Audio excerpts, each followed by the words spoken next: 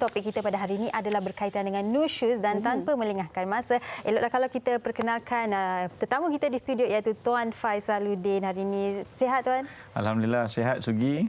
Sugi pun sihat Saya sihat, Rina pun sihat. Alhamdulillah. Ya, okey. Okey, sebelum kita nak terus bercerita dan mengupas topik ini Tuan Faizal secara panjang lebar, kami nak bawakan pemerhatian penonton wanita hari ini untuk sama-sama kita saksikan sedikit laporan ringkas berkenaan dengan nusyuz.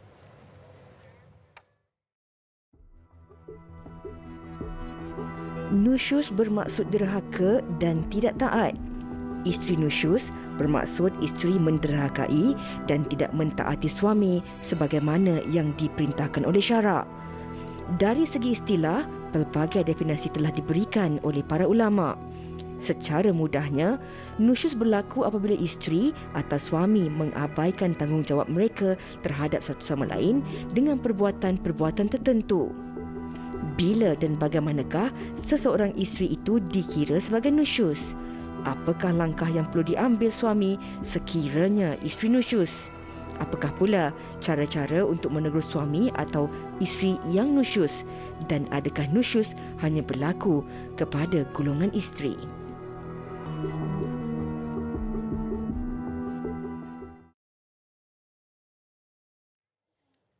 Okey, baik. Banyak persoalan yang ditanyakan dalam laporan itu tadi. Jadi mungkin kita boleh terus ke Tuan Faizaluddin untuk menjawabnya. Mungkin di permulaan perbincangan kita, Tuan. Secara ringkasnya, pengertian nusyuz dan mungkin tanda-tanda seorang isteri itu nusyuz terhadap suaminya. Okey, Sugi, sebagaimana tadi laporan tadi pun dah disebut secara ringkas ya. Mudahnya nusyuz ini biasanya kita dengar perkataan ini ada kaitan dengan apabila isteri itu mendahakalah. Tak dengar cakap suami, tak ikut cakap suami. Suami jom sembahyang apa semua, dia melengah-lengahkan apa sebagai contoh kan. Jomlah kita pergi rumah mak ayah, dia tak mau juga tanpa ada alasan kan. Tapi adakah itu boleh dikategorikan sebagai nusyuz macam laporan tadi kalau isteri itu lari daripada rumah sebab kena dera? Itu bukan nusyuz sebab dia ada alasan yang kukuh. Kalau dia duduk di rumah saja, saya fikir dah ada pun kes dia di dalam akhbar pun dah dilaporkan, tak kurang isteri-isteri yang didera ni masuk hospital kan. Teruk sampai luka, lebam dan sebagainya. Jadi adakah itu nusyuz? Itu tidak. Maksudnya apabila isteri tak patuh dengan permintaan ataupun arahan suami tanpa ada alasan yang kukuh dan berasas. Itulah lebih kurang berkenaan dengan nusyuz. Jadi dalam hal ni beberapa persoalan tadi ada dibangkitkan ya. Jadi macam mana nak hadapi kalau isteri ni nusyuz? Boleh ke seorang suami terus kata kamu ni dahaka, dah begini kan? Sebenarnya ikut kaedahnya kalau dalam Islam dan juga dari segi perundangan, apabila kita nampak tanda-tanda isteri kita tu dahaka dengan kita sebagai suami, yang bersatu kita kena nasihat dengan dia. Lepas nasihat dia tak mau juga berbaik, maka kita kata ulama kita kena pulaukan dia dari tempat tidur. Sugi dengan Rina dengan Sugi kita tahu orang perempuan ni, isteri ni, kalau dia dipulaukan dari tempat tidur ataupun tak bercakap dengan suami, tak dapat bercakap ni, berkeluh kesah dengan suami dalam tempoh beberapa hari, dia boleh jadi pening tau. Betul tak? Rina, tapi melainkan perempuan tu dia tak suka langsung lah suami kan. Jadi yang itu yang kedua. Yang ketiga, dipukul. Pukul tu bukan pukul sampai mendera. Pukul itu pukul yang orang kata pukul manja. Cubit sikit-sikit. Janganlah buat begini, abang tak suka. Janganlah malukan aib akan abang di muka kawan-kawan, di muka keluarga kita. Cubit-cubit sikit. Tapi jangan sampai mencederakan dia, memudaratkan dia. Dah terakhir tak boleh juga, barulah kita bawa kes ke mahkamah. Macam mana pula kalau suami? Ada tak dalam keadaan suami ini mendahaka kepada isteri ataupun orang kata berlaku nusyuz? Sebenarnya ada kalau suami itu tidak melaksanakan tanggungjawab dia sebagai seorang suami. Contoh dia tak beri nafkah, dia mengabaikan isteri dia. Dia tak tala dia ada ramai isteri sebagai contoh. Dia bagi tumpuan kepada isteri baru je. Isteri-isteri yang tua dibiarkan je. Dahlah dibiarkan, tak diberikan bantuan, tidak diberikan nafkah, sampai peringkat diabaikan dan dimudaratkan pula. Ini antara bentuk-bentuk nusyuz yang berlaku ataupun yang dilakukan oleh suami. apa tindakan isteri?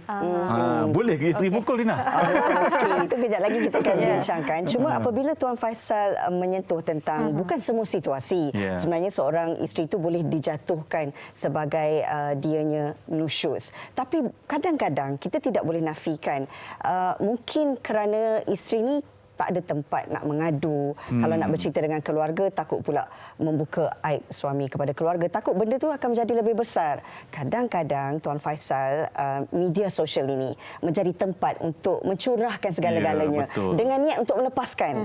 Tetapi dalam masa yang sama tidak sedar bahawa perbuatan itu seolah-olah membuka keaiban suami, mendedahkan kelemahan suami dalam laman sosial. Ini juga boleh dikategorikan sebagai nusyus? Ya, baik ya. Saya respon di awal berkenaan dengan memang sifat seorang isteri ini, dia nak berkongsi. Ya, dia kalau manusia pun sama, dia nak berkongsi. Apabila dia tak dapat tempat untuk mengadu, untuk meluah, maka itulah jadinya apabila dia mengambil pendekatan pergi ke media sosial. Jadi dalam hal begini, isteri-isteri, saya kongsikan sedikit nasihatnya. Sepatutnya apabila suami kita ada sifat-sifat dahaka ataupun dia mengabaikan tanggungjawab, perkara yang perlu dilakukan yang pertama adalah biasalah sabarlah kata orang kan. Tapi sampai bila nak sabar kan? Hak kesabaran manusia dia sabar kan. Okay. Sabar juga. Yang keduanya adalah dengan cara menasihatkan suami tadi tentang tanggungjawab dia. Nasihat ni ada dua kaedah. Kata ulama, satu nasihat melalui tuan punya badan lah. Mana isteri tu menasihat suami. Susah rasanya seorang suami nak terima nasihat daripada isteri. Kan? Jadi boleh gunakan pihak ketiga. Mungkin mak mertua kita, ayah mertua kita, sesiapa sahaja yang dihormati oleh si suami tadi. Nasihat pun tak boleh, tak makan juga ya. Dia macam ego tinggi sangat kan. Apa tindakan yang sepatutnya? Kalau suami dapati isteri itu nusyus, isteri boleh dipulaukan. Suami boleh cubit-cubit manja. Tapi boleh tak isteri cubit ataupun pukul suami? Jadi dalam hal begini, silap-silap air bulan, kalau isteri cubit ataupun pukul suami, dapat pula dia punya pukulan balas daripada suami kan. Jadi memang tidak digalakkan ya dalam hal begini. Kaedah yang berikutnya adalah pergi ke mahkamah untuk dapatkan perlindungan dan juga hak sebagai seorang isteri. Balik semula dengan media sosial tadi. Jadi adakah tindakan kita berkongsi tentang kita punya masalah dalam rumah tangga di media sosial ni benda yang baik?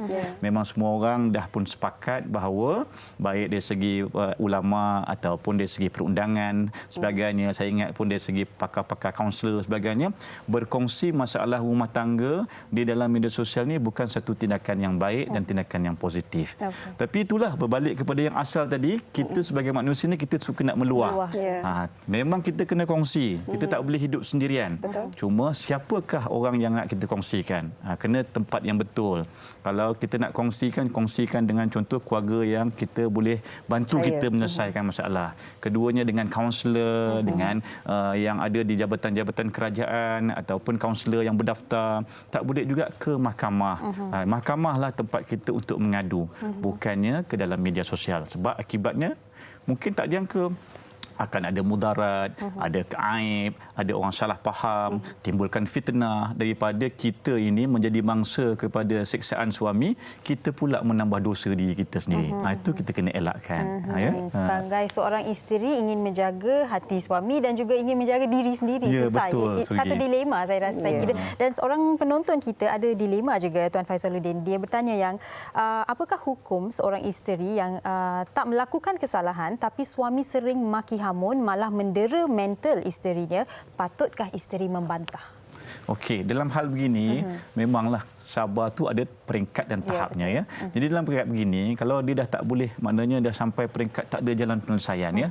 Sabar sudah, nasihat pun sudah, dan dapatkan nasihat pihak ketiga pun sudah dilakukan, tak boleh juga, maka dia kena dapatkan daripada profesional ataupun pegawai-pegawai yang ada dalam contohnya kalau untuk umat Islam ni, kita di Jabatan Agama kita ada ustaz ataupun ustazah yang dipanggil kaunselor ya, yang akan membantu menyelesaikan rumah tangga. Tak boleh juga, maka tindakan yang terbaik adalah membawa kes ke mahkamah. Kes ke mahkamah ni bukan untuk cerai saja. Kena ingat ya, kita kena maklumkan kepada hakim bahawa bahawa suami kita ni begini, ada masalah begini, penderaan mental, sampai dulu badan kita sihat tiba-tiba jadi kurus, dulu tak ada penyakit darah tinggi, sekarang ada penyakit darah tinggi, dulu okey, sekarang ada penyakit jantung. Itu semua kita bawakan kepada hakim. Bukan untuk bercerai, tapi akhirnya nanti bila hakim, dia akan memainkan peranan juga. Banyak kes bila hakim memberi nasihat ataupun dihantar kepada unit jawatan kuasa pendamai, barulah suami ini tersedar bahawa dia tersilap langkah. Dia akan perbetulkan keadaan. Jadi dalam hal ni, kalau isteri tadi dalam keadaan maknanya dia ada penderaan mental dan sebagainya, jadi kalau dia nak keluar daripada rumah sekejap, pada pandangan saya tidak ada masalah, itu bukan dahaka. Sebab dia nak jaga diri dia. Kemudaratan itu perlu dihilangkan. Itu dari segi kaedah fiknya lah. Jadi dalam hal begini, insya-Allah, cuma jangan kongsi di media sosial, jangan cerita kepada orang yang tidak sepatutnya. Akhirnya akan buat benda yang tak elok kepada diri kita, keluarga kita. Mungkin perkara itu boleh diselesaikan dengan cara baik, tapi disebabkan ada orang kata tersilap langkah ni, jadi perkara itu akhirnya kesudahannya tak baik kan. Tuan Faisal, apa pandangan Tuan Faisal? Ada dalam kalangan sebilangan suami menjadikan isu nusyus ini sebagai senjata mereka untuk tidak menjalankan tanggungjawab. Contohnya apabila isteri menuntut hak mutaah ataupun apabila isteri memfailkan fasaq kerana penganiayaan, tapi sebaliknya suami menggunakan nusyus ini sebagai senjata untuk tidak menjalankan tanggungjawab seorang suami. Betul ya. Dalam hal ni biasanya dalam setengah keadaan bila isteri memfailkan tuntutan fasah kerana tak bagi nafkah atau sebagainya ataupun perceraian sebagainya, maka ada suami-suami ini dia pun memfailkan dipanggil tuntutan balas ya. Tuntutan balas ni dia masukkan dengan bahawa isteri itu mendahaka dan dia minta isteri itu kembali taat. Kalau tak taat, maka terlepaslah tanggungjawab dia untuk memberikan nafkah edah ataupun apa saja nafkah kan. Itulah biasanya yang berlaku di mahkamah. Dalam hal begini, puan-puan dengan suami itu hak masing-masing ya. Maknanya bila seorang isteri dah buat tuntutan, maka si suami yang menerima tuntutan pun ada hak untuk membela, menjawab segala tuduhan isteri, dan dia juga boleh membuat tuntutan balas berkenaan dengan nusyus dan sebagainya. Tapi akhirnya ya, Asrina, Suji dan juga penonton, yang akan buat keputusan itu adalah hakim. Tak semestinya sebarang apa yang didakwa di dalam keterangan yang dibawa ke mahkamah itu akan diterima oleh yang arif hakim. Yang arif hakim akan meneliti, akan mendengar keterangan pihak-pihak, akan tengok bukti dan sebagainya. Ramai juga ya yang tidak berjaya membuktikan kes ya. Ramai juga yang mereka-reka cerita pun ada juga tu Rina ya. Jadi insya-Allah jangan risau kepada ibu-ibu, isteri-isteri di luar ya. Apabila menerima keadaan begitu, kena jawab di mahkamah, kena buktikan di mahkamah, dan tak semestinya apabila suami itu bangkitkan isu nusus ni dia boleh berjaya dengan tuntutan dia. Jangan risau.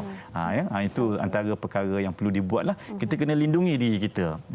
Suami pun begitu juga ya. Kita tak boleh nak menyalahkan semuanya kepada suami. Kadang-kadang ada juga salah faham tu berpunca daripada kedua-dua belah pihak.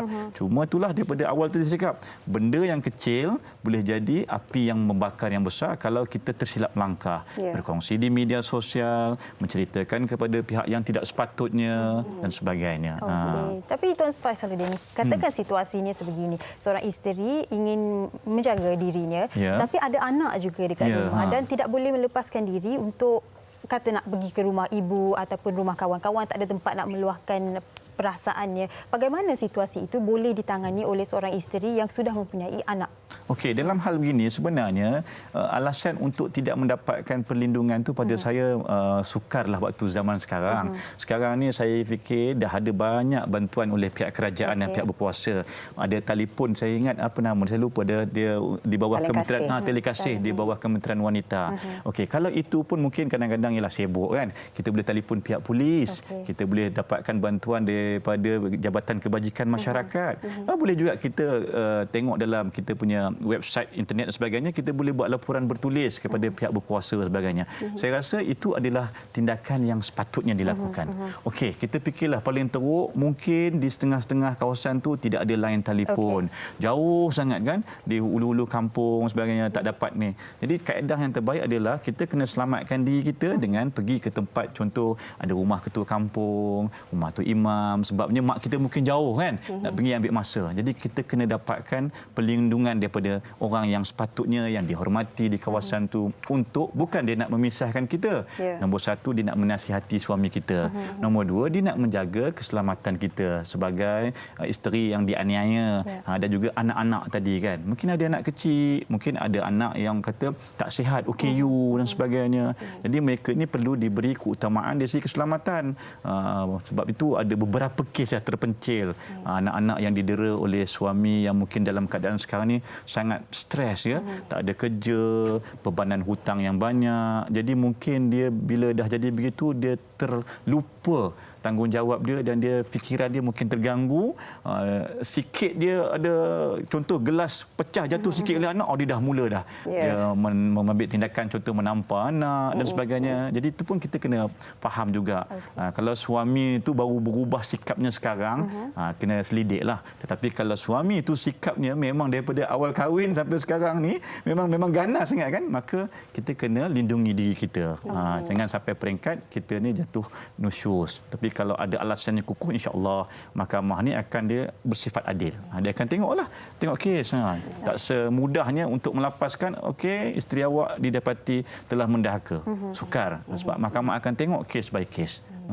Tuan Faisal, kalau dalam situasi apabila mahkamah sudah pun menuntut isteri ini untuk kembali taat kepada suami, jika isteri masih lagi ingkar, dalam situasi ini adakah boleh isteri ini disabitkan dengan hukuman ataupun kesalahan? Dia memang ada satu peruntukan di dalam Akta Undang-Undang Keluarga Islam, ya. Kalau isteri itu tak kembali taat tanpa alasan lah, ya, tanpa alasan, maka dia boleh dikenakan hukuman denda.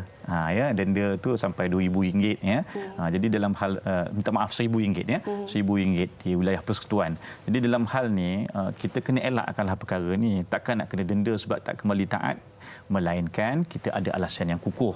Jadi apa perkara yang patut dibuat adalah kita kena membuat rayuan terhadap keputusan mahkamah tadi, ataupun kita melawan, dan biasanya kalau ada alasan yang kukuh dan sebagainya, mahkamah akan minta pihak-pihak untuk pergi kepada satu perlindungan, dipanggil pendamaian.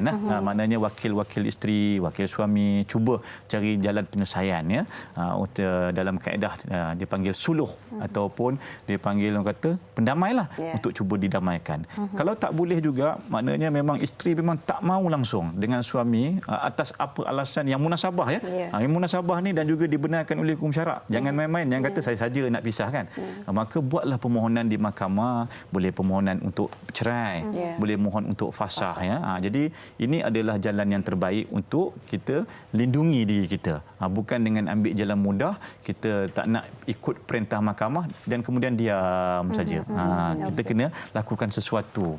Kalau mahkamah putuskan begini, kita ada juga hak-hak kita yang lain untuk membela diri, untuk menjawab, untuk merayu, untuk membuat semakan, macam-macam kita boleh buat, ya. Baik, dan setuju sangat dengan apa yang Tuan Faisaluddin katakan. Kita perlu melakukan sesuatu, tetapi kadang-kadang tu mungkin kita dari luar ni melihat situasi itu berbeza, yang mengalaminya juga berbeza. Jadi mungkin Tuan Faisaluddin di penghujung perbincangan kita boleh memberi sedikit orang kata rumusan bagi mereka yang mengalami situasi yang agak mengelirukan ini.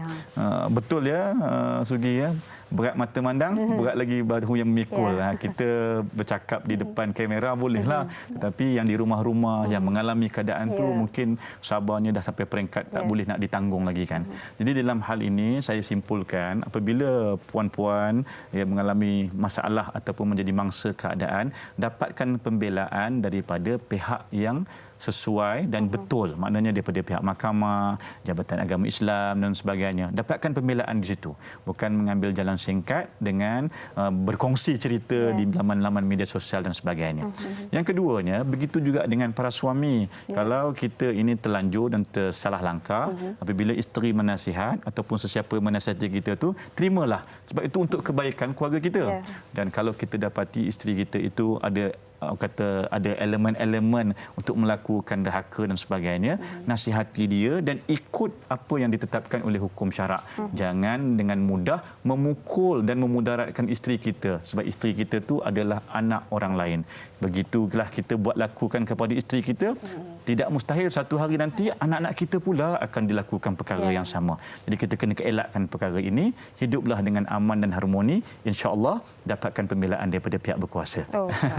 Jalan penyelesaian tu ada, tapi pastinya bukan dengan cara untuk memudaratkan pasangan sendiri. Ya, betul. Terima kasih banyak-banyak Tuan Faisaluddin Muhammad Yusof selaku Peguam Syari'i berkongsi dengan kita berkenaan dengan topik nusyus ini. Semoga memberi manfaat untuk semua.